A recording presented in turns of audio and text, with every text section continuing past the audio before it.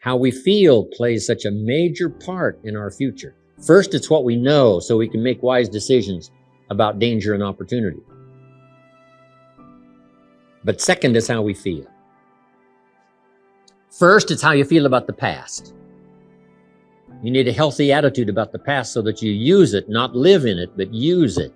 Not carry it like a burden, but let the wise lessons you learned from the past now serve as fuel to furnish the future. Next, a good attitude about the future. You got to set your goals. We look back for experience, but we look forward for inspiration. We must be instructed and inspired. No better inspiration than to set your goals. I started this process when I was 25. Literally rocked my world, changed my life. I had no idea it was so simple. Here's how simple it is. Decide what you want, write it all down. Make a list of the people you want to meet. Make a list of the books you want to read. Make a list of the classes you want to take. Make a list of the skills you want to learn. Make a list of the cities you want to visit. Make a list of the investments you want to have. Just make these lists. Here's the next key now. Start checking them off. Put a lot of little things on some list so you can start checking off something right away. That's part of the fun. Here's what's next. If you check off something major, celebrate, because that inspires you to make a longer list of goals. And put everything on your list, little things, insignificant to someone else, important to you. I put a little revenge on my first list. My mentor said it was healthy. Some of the people who said I couldn't succeed, kid from the farms of Idaho, they went on my list. Couldn't wait to get my new car, drive it up on their lawn. Say, oh, pardon me, here's the money to have it fixed. Just little satisfaction. My Japanese friend, Toru Ikeda, San Jose, California, put on his first list, a Caucasian gardener.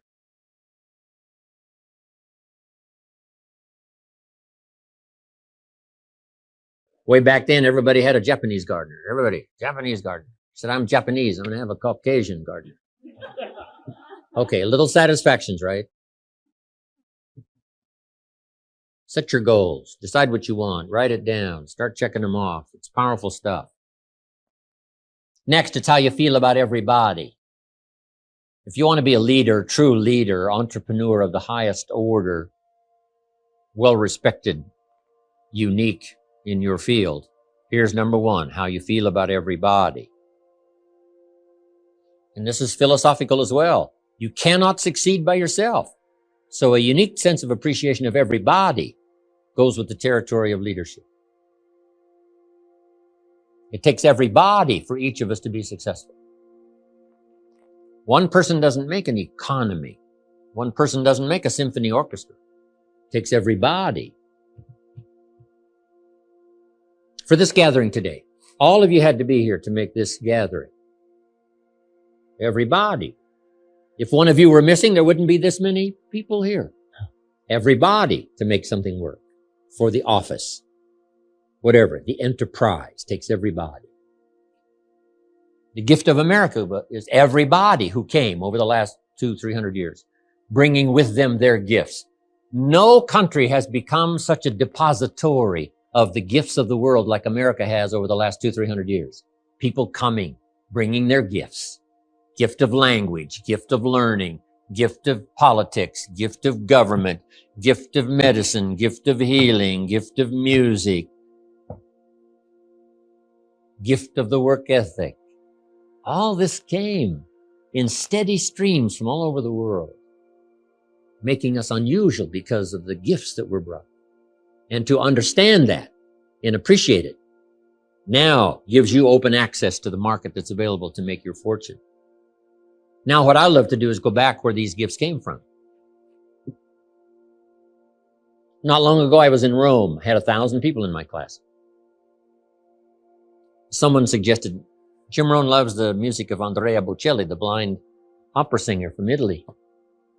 So when they introduced me, I walked to the podium and all 1,000 of these Italians stood up and sang for me one of Andrea Bocelli's songs. In true Italian style. Here's. I described it to my grandchildren later. I said, here was the scene. a choir of 1,000 and an audience of 1. And that was me. I thought, here's where some of these gifts came from. The gift of poetry. The gifts. So learn to appreciate the gifts. Now, the last attitude is how you feel about yourself. Nothing more powerful than self-esteem, which creates self-confidence. The greatest steps towards success come from self-confidence. And that comes from self-esteem, doing what you know you should so that at the end of the day, you have high self-esteem. If I could give the children of the world a box for Christmas for every day, I'd give them a giant box of self-esteem. And they'd open it up and see that it doesn't make any difference what you wear, who you are, what you've done, what you own, what you drive. It's how you feel about what you're doing at any given moment in time. Self-esteem is the deep down inside the skin feeling of your own worth. And that's why, as the second winning attitude, it is the single most important quality, in my opinion. It's the internalization of value. Doesn't make any difference what you're doing. Doesn't make any difference what you did last week. Doesn't make any difference what you're going to do tomorrow, but it makes a difference of how you feel about your potential. It's that feeling. You know, I give programs for young people in the summertime, and they come to youth camps, and I've been trying to help young people understand that it's not designer jeans for tots, and it's not what you're driving or what you're wearing, it's how you're feeling. That's why peer pressure is so strong. You want to belong to a winning team. There'll never be a human being more important than another based upon what you got or how you look or what you do. It's how you feel about yourself. And that's the most important thing, the internalization of value, internal standard. Not comparing yourself down or up with anyone, using competition to keep you honest, keep the quality in and the price right, and setting internal standards and giving your wins away. The three greatest fears that I've come in contact with in my life are the fear of rejection, which is the greatest fear that anyone ever has. It's greater than the fear of anything. The fear of being made a fool of in front of your peer group. Why do you suppose the pressure is on young people to dress, act, and look a certain way? It goes right up into adulthood. We're all the same. We're afraid to have people laugh at us. That's why in kindergarten, they raise their hands. They don't care if they're wrong or right. They just want to answer anything. By the time you get to the 4th grade, you begin to worry about people snickering at you and being wrong. By the time you're in high school, you say, I ain't answering. And when you're a grown-up, you always play it safe with the same kind of friends who have the same beliefs. And that's the way it is. The fear of rejection becomes the fear of change. I don't want to change and set an example. I might get criticized. I might get ridiculed. And it becomes the fear of success. And through all of my life, the one thing I've been afraid of most is making it, of winning. You know why? Because where we grew up and how we were and how it was, it didn't seem right for us. And so I had permanent potential. I just kind of majored in minors and did things that were tension relieving instead of goal achieving. And I made a lot of excuses. Fear of rejection, there was always a reason. And success always stood in my way. They asked me to publish a book, so I procrastinated. See, procrastination is caused by the fear of success. You know if you did it, you'd win, and you'd be better. So I didn't do it so I could be my comfortable self. And it worked out right. I painted the fence and walked the dog. Next thing I knew, the opportunity passed. It felt so good. Whew, just to be me again. You and I aren't afraid to be rejected because we've learned one thing about self-esteem. Since self-esteem has nothing to do with performance, it has to do with potential. You and I can separate who we are from what we do. And the one thing you learn with high self-esteem in life is you never carry failure forward. Failure is always left where it belongs as a learning experience, a stepping stone instead of a stumbling block, a temporary inconvenience. I've decided the one way you can spot a winner or loser in the making is the way you project yourself, your value. You always project on the outside how you feel on the inside. I know I do. I can't hide it. I'm not the best looking in the group, but I'm always looking my best in the group. I can't always wear the finest clothes, but they're clean and pressed usually. And you always project on the outside how you feel on the inside. You can't deny it or can't get away from it. And so that's kind of the way it is. I can spot in me other people the ability to accept a compliment and the way you forecast your value to others. When people used to say nice things to me, I threw back all the value they gave me. It's an easy tip-off. Rejection of value or acceptance of value. Pretty nice looking suit, Dennis. And I'd say, yeah, I was going to give it to the Goodwill. You're right.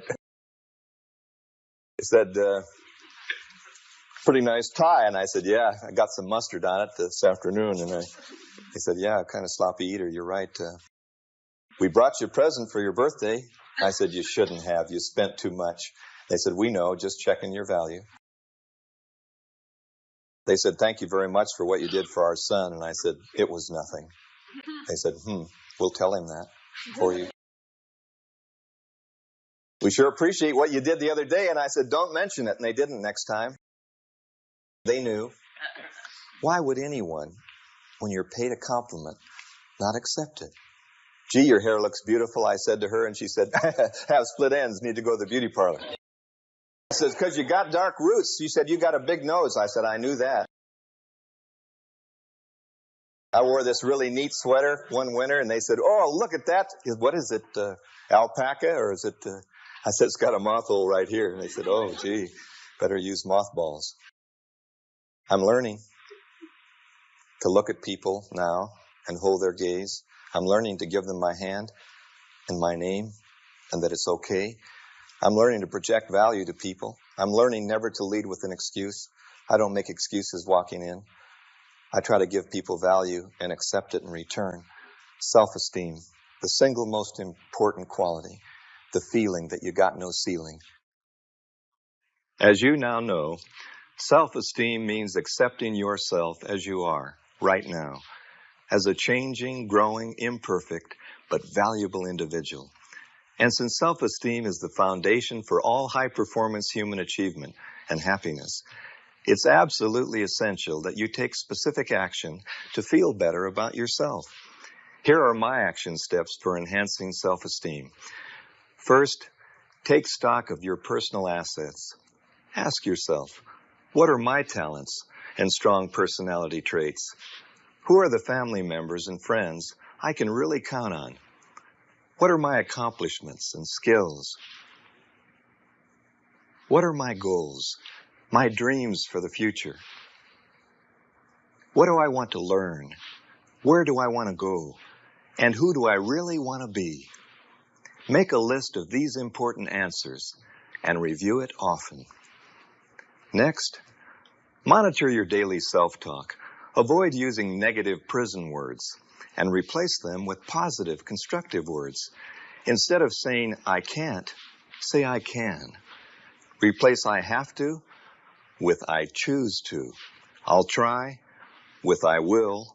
If only with next time. Impossible with possible. And why me with try me. And finally, communicate value to others. Greet people with a smile and a handshake. Give your name up front when meeting someone in person or on the telephone. And maintain good eye contact when speaking and listening to others. Always say thank you to compliments.